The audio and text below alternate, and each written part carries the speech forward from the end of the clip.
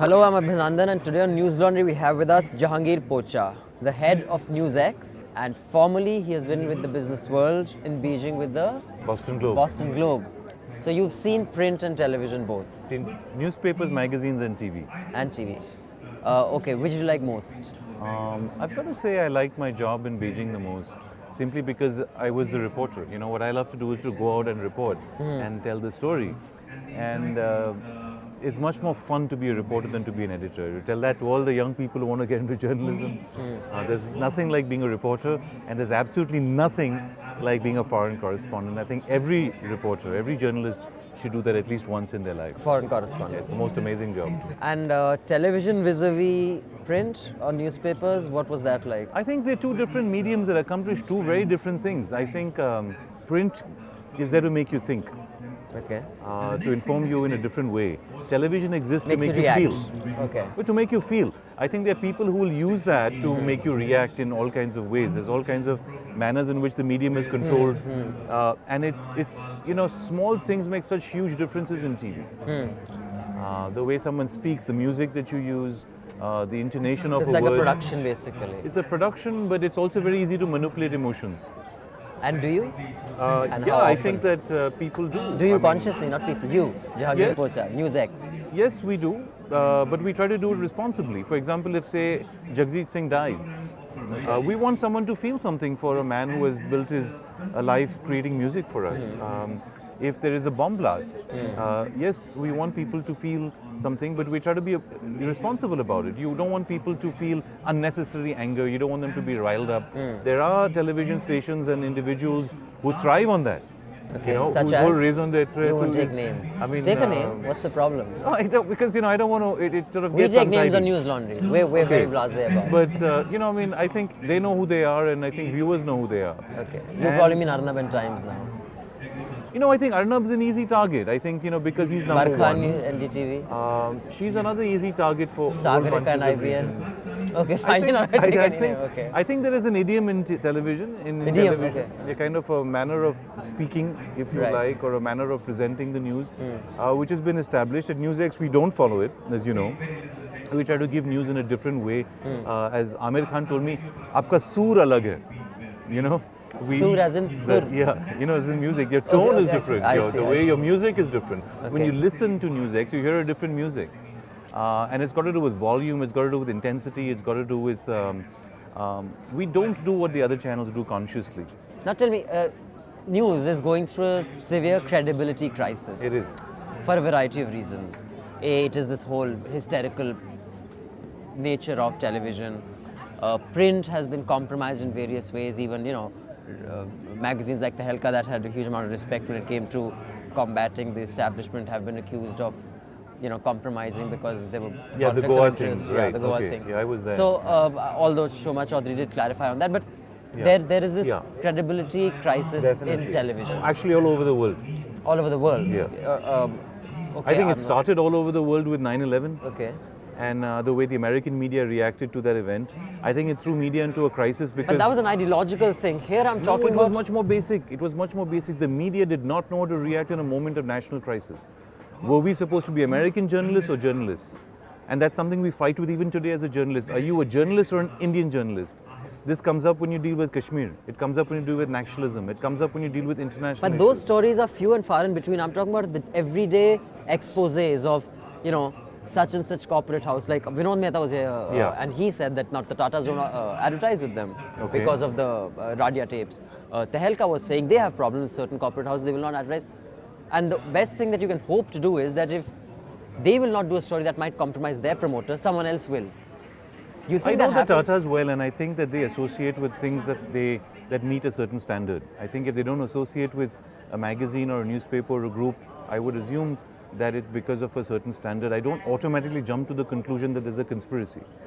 I think that, you know, Well, we've the become editor very thinks so. reactive. The We've edit- become the- very the reactive. editor No, I mean, does think so. We don't think he's so. bound to think so, you know, and perhaps I would too in his place. Okay. But I don't think life can be reduced to such simplicities.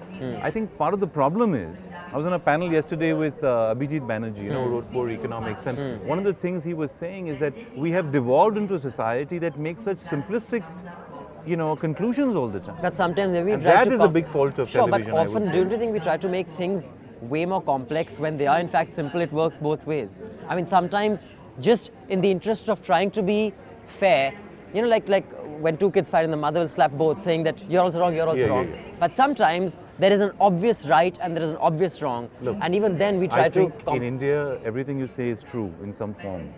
But if you ask me, I would come down on the side of saying that what we lack today as a society, in government, in the private sector, in business, in the media, is rigor. Just good old-fashioned rigor. The amount of work you put into something, the amount of detail you put into it, the amount of study you put into it is just missing.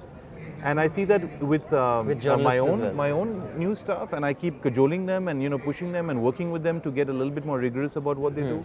I see this, even with myself. I catch myself saying, don't fall into this trap. I'm not on Twitter. Just now someone asked me, why are you not on Twitter?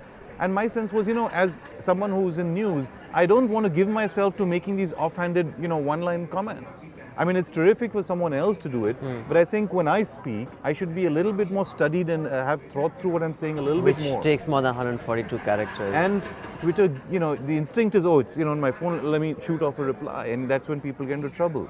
And so I'm consciously not on Twitter. Like Sohail Seth got into trouble on Twitter. Yeah, but Sohail is a very different person, it's a very different position. I'm very mindful of my position, not in a formal sense that I want, to be the boss, but I'm very mindful of the responsibility I carry. That you can't just keep whipping out, in my position, a phone and, giving one-line responses and retorts to people. Okay, fine, understood. As a channel head, talking about this stuff, like I spoke to the other editors about the conflict in advertising vis-a-vis your content, vis-a-vis eyeballs. Have you ever faced a situation, like the others were kind enough to say, we faced a situation that there was a conflict of interest in the promoter and the story, so fine, we will compromise. Have you been confronted with that situation, and how often does that happen? I've faced it once, not in NewsX, at Business World, when we wrote about the Reliance Power IPO, and the Reliance Power, guys didn't like that because we found a lot of flaws in the IPO, and there was some, pressure from Reliance. This is ADAG Reliance on us. Anil Ambani's Reliance. Anil Ambani's Reliance. I think. But yours was in an Indian publication, so. We were, business publication owned by ABP, and there was some pressure on us and the group because of the story we did. Okay. But that's part and parcel of life. I think it's a bit too easy to dismiss things and to expect purity in everything. I think, what I've seen of the world is that, there's very little that's pure except a Dove soap. I think that especially in media, when you're dealing with so many complexities, with so many different interests, and you're trying with very little information at your disposal, remember that, to navigate into what you think is, if not the truths, then the important facts. It's very treacherous. And there are, large companies with lots of shareholders, with lots of their own stakes. So there could be conflicts of interest. Yeah, but I agree completely. There are those complexities. Yeah. But don't you think it's fair, at least for the viewer, that there is transparency in that complexity? There may be complexity, but as long as it's stated that, they've started doing it now, if there's a mutual fund or if there's a financial expert, you say that this you house say full owns... disclosure, I have holdings in this. Similarly, like for example, NewsX, word has it, it's Mukesh Ambani's money, it's Neera Radia's money. That's why he didn't do that.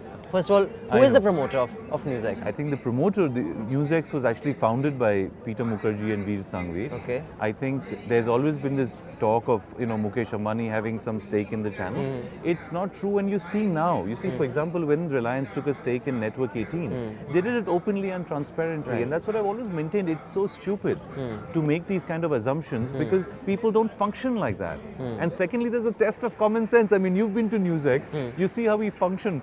We don't function like a channel owned by any billionaire or any corporate entity that has billions of dollars to, fund us. We can't distribute our channel as much as we'd like to. We've never been able to publish a single ad that we'd like to promote the channel. But I think that certain canards are put out. Okay. And they may have at some point some basis in something, and not just NewsX, in anything. I think I'm talking about our society. So did Neera Radia have a stake in NewsX? Absolutely not. Sorry, I'll just let you answer that in detail. I'll tell you the reasons different people gave for not airing the Neera Radia tapes, all the way with everybody. Outlook and Open did it. The Helka said they didn't do it because they couldn't determine the authenticity of the tapes. Barkha said the same thing. different people said different things. What were your reasons for not airing it? Actually, my reasons then are the same as they are now, but now they're more understood. I thought it was an abomination.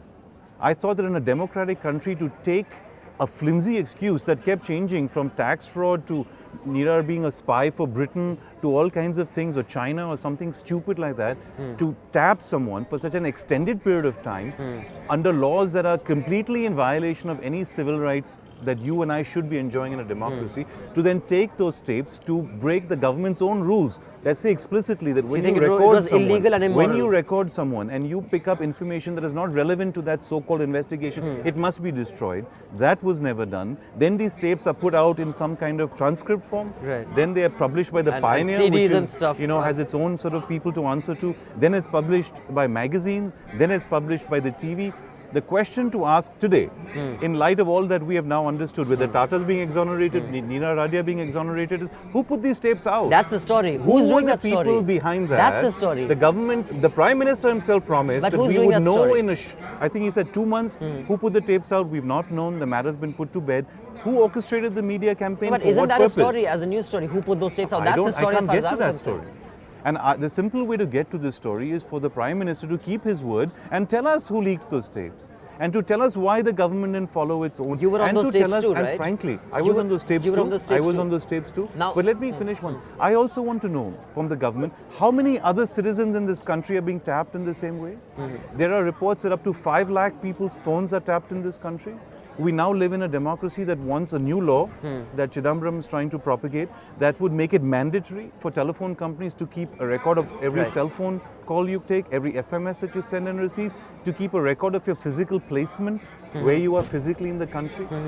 Who will keep this information? Who will access this? On what basis? Why isn't anyone doing that story of who put out the tape? That's Because a story I I'd would like love to know. do it, but I can't get to it. I mean, you can't get to every story you want to do. And I can't get to that story. And again, if I did that story, someone would say, oh, you did it But out that's of... fine, as long as it's Because, transparent. you were on the tape, so you did You're the on the story. tapes, you're a friend of ours, but I mean, see, as long as it's transparent. The Jehangir, simple thing would be for the don't you government think of India to keep its word. To let us They never know will. how The government tapes- India never keeps its word. Trust me, I was part of Team Anna, so I know that. But no, what I'm saying is, stories like where did these tapes come from? These are stories that need to be pursued. And if someone says Jehangir just doing it because he's a friend of Neera, so be it. As long as it's transparency, I don't think people have a Look, problem. I mean, you know what? If I had the story, I would do it today. But I Are don't you saying you have that no story. inkling of who leaked those tapes? Oh, I have a lot of inklings. But I'm not irresponsible enough to tell you that, So on will you for the follow up on public. that lead? Because I've I've heard. tried. I mean, look, every journalist with his salt has tried. Every channel, Has tried to see every where, magazine has has tried to tried do a story to... of where those tapes came from, who Yeah, distributed them. absolutely. I can tell you that. Because, it would have been the scoop of the year, right? I Yeah, mean, the of course. scam and It then who still was can be behind the the scoop of scam. the year. It still can. I mean, frankly, right now, I'm not actively pursuing it. Things just fall off your table, right? But I think a lot of people should be and probably are. But, at that level, remember one thing, Abhinandan, when you say journalists get stories, it's very, very rarely that the journalist has actually worked, It's usually in some served. investigative way to get the stories. Usually it's someone coming to you and saying, here, guy, look at this. And someone who has an interest in it for Someone who has different some reasons. interest in it for Whatever, altruistic or vested reasons will come and give you information. Sometimes journalists just take that information and blast it out. My view is always that when you get a lead or a source, that's only the point of inquiry. That's where the story starts. And then from there then you you gotta build your follow up on own, it. your own Sure, work. sure. But that hasn't happened in this particular story. But again, the issue really today is not the past about who leaked the tape. Interesting, good story. But who's tapping your phone and mine? Who's tapping how many phones in this country?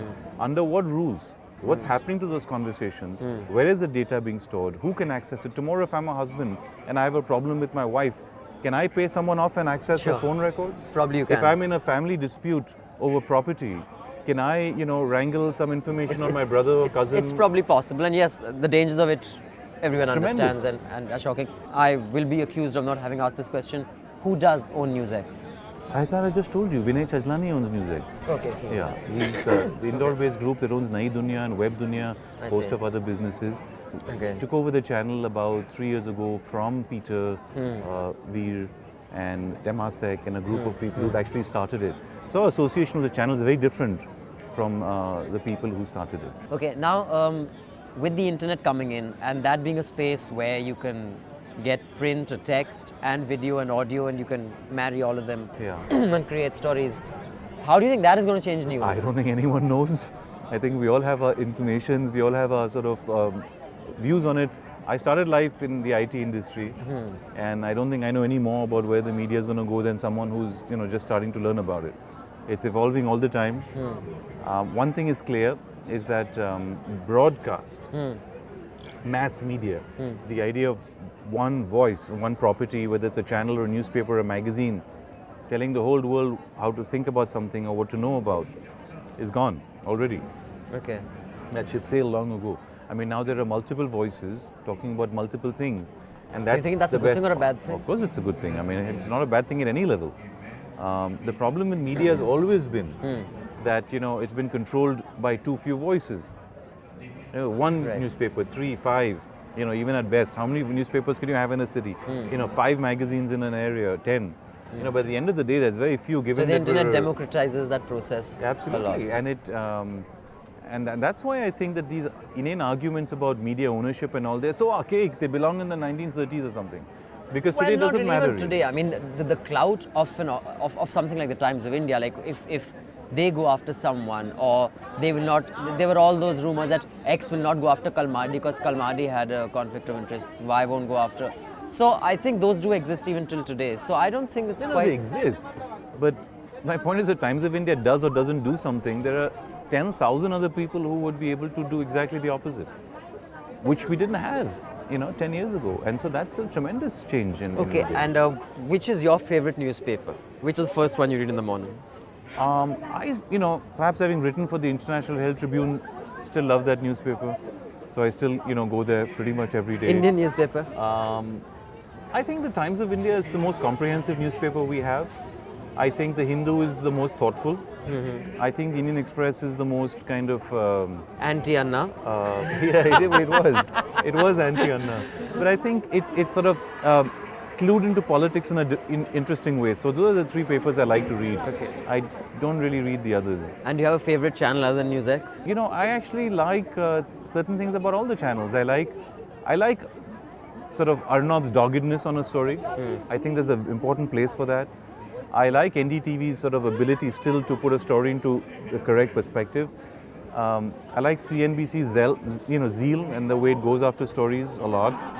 You should become a I gotta diplomat say, if after I had this. to pick one, I would pick yes. CNN IBM. Yeah? Yeah, I think it's the best channel we have today. I think I love the way they approach news. I learn a lot from it when I watch it. I think Rajdeep's got a terrific editorial mind. So if I had to pick one channel, I would pick CNN IBM. If I had to pick one paper, I'd pick TOI. Thank you so much for your time. Good luck with NewsX. Thanks a lot.